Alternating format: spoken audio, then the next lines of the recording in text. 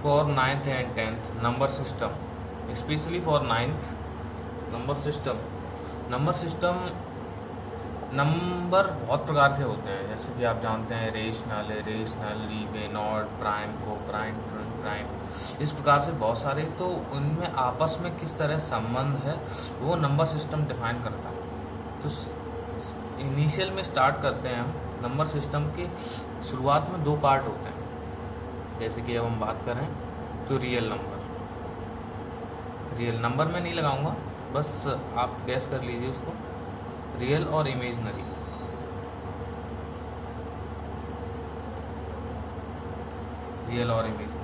Imaginary अभी आपके syllabus में नहीं है, इसको इंट्रोडक्शन आपका 11th में जाके होगा, तो इसको अभी यहीं स्किप करते हैं। बस आपके एग्जाम्पल के तौर पे बता देते हैं ऐसे नंबर जो रूट के अंदर माइनस में वैल्यू आती है, अंडर रूट -2i, और इसको हम एक तरीके से और लिखते हैं under root 2i, I for iota.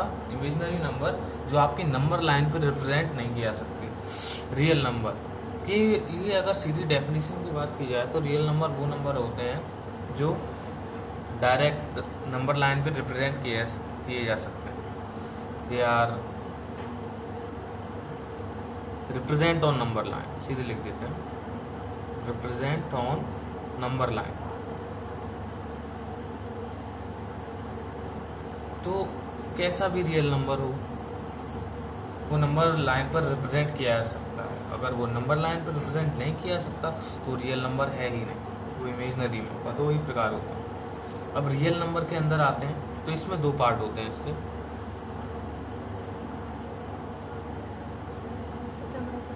एक होता है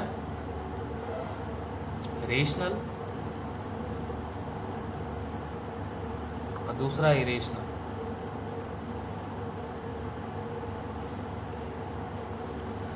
तो रेशनल और इरेशनल, तो रेशनल के लिए मैं आपको इसमें दो डेफिनेशन दे दूंगा। रेशनल वो नंबर होते हैं जो P/Q की फॉर्म में डिनोट किया जा सकता है, जैसे डिनोट P/Q की फॉर्म, जहाँ पर Q is not equal to 0। अगर Q 0 हो गया यहाँ पर तो ये नंबर इनफाइनाइट में चला जाएगा। और दूसरी डेफिनेशन की बात की जाए तो एक सिंपल वे में कि रेशनल नंबर वो नंबर होते हैं या तो वो टर्मिनेटिंग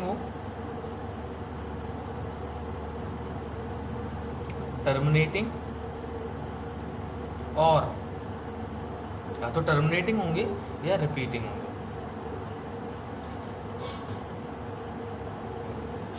टर्मिनेटिंग होंगे या फिर रिपीटिंग होंगे।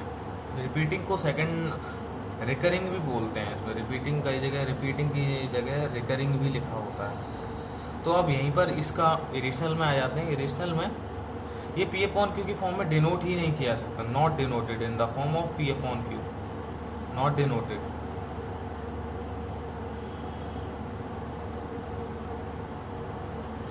और दूसरा, इसमें जो नंबर होते हैं ना तो वो टर्मिनेट होते हैं, नॉन टर्मिनेट। आप कंफ्यूज हो रहे होंगे what is this terminating word, terminating से क्या संबंध है।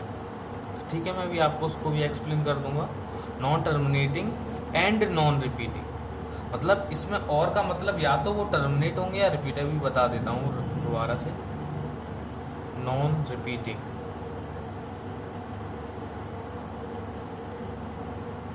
Non repeating. तो देखिए मैं आपको ये टर्मिनेटिंग वर्ड से बता देता हूँ। टर्मिनेटिंग नंबर वो होते हैं, जैसे कि हम कोई नंबर ले लेते हैं, जैसे कि हमने ले लिया मान लीजिए 2/5। तो अगर हम इसको डेसिमल में चेंज करें तो ये आ जाएगा 0.4।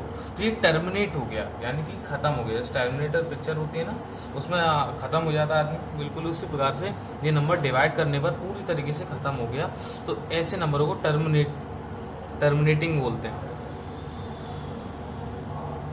टर्मिनेटिंग। अब सेकंड, रिपीटिंग या रिकरिंग।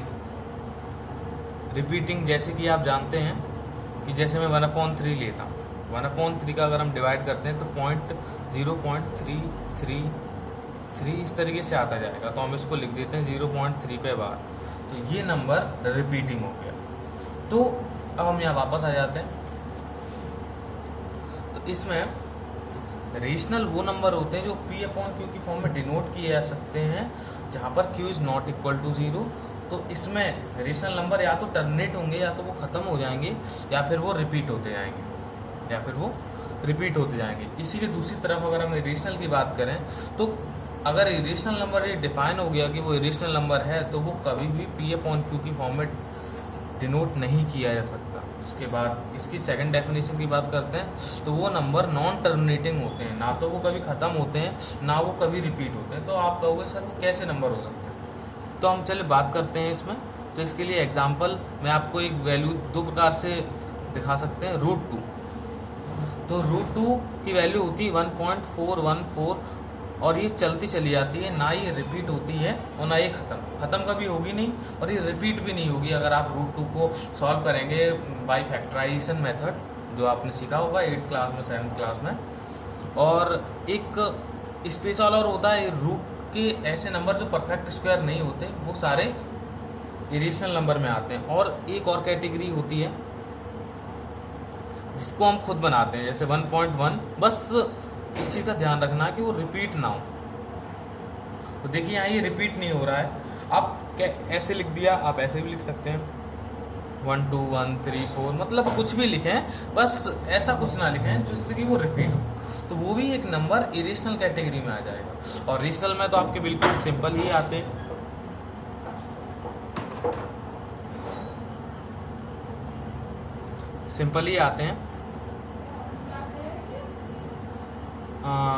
जैसे कि मैं बात करूं टर्मिनेटिंग में आप कोई भी फ्रैक्शन ले सकते हैं।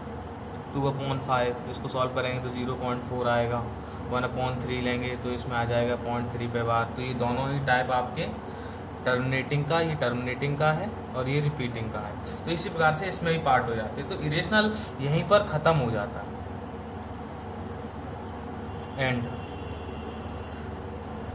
यहीं पे ख़त्म। अब रेशनल में यहाँ पर पार्ट शुरू होते हैं, तो रेशनल की बात करते हैं। तो रेशनल में यहाँ पर इसको ख़त्म करने के बाद यहाँ से स्टार्ट कर देता हूँ। चलिए, तो यहाँ पर जगह की थोड़ा कमी है, एक पॉइंट और रह गया इसमें, पाई के लिए बड़ा कन्फ्यूज़न रहता है कि पाई किस में आता है।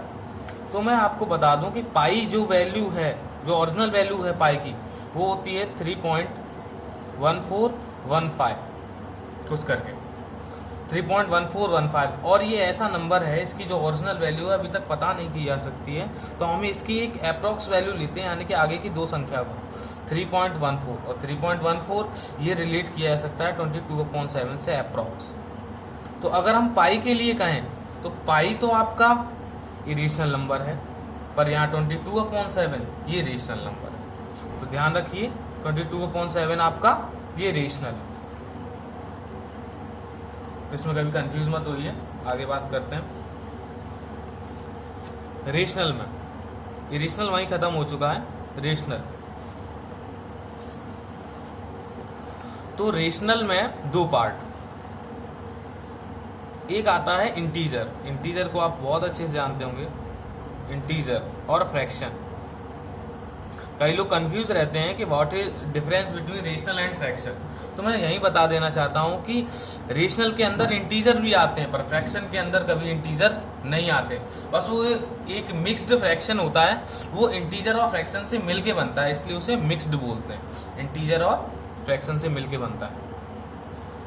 तो इंटीजर में आप जानते हैं नेगेटिव नंबर्स जितने भी हैं, -5 -4 -3 0 1 2 3 डॉट डॉट डॉट, ये आगे पीछे इनफाइनाइट होते हैं, इसमें पॉइंट वाले काउंट नहीं होती है। फ्रैक्शन में वो पॉइंट वाले काउंट आप कर सकते हो। फ्रैक्शन में दो पार्ट वैसे तो, एक तो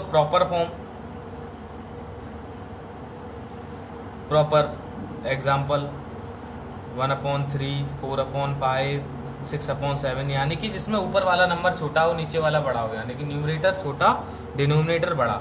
अगर ऊपर बड़ा हो गया, न्यूमरेटर बड़ा हो गया और डिनोमिनेटर छोटा हो गया तो वो इम्प्रॉपर हो गया, सेकंड केस हो गया इम्प्रॉपर।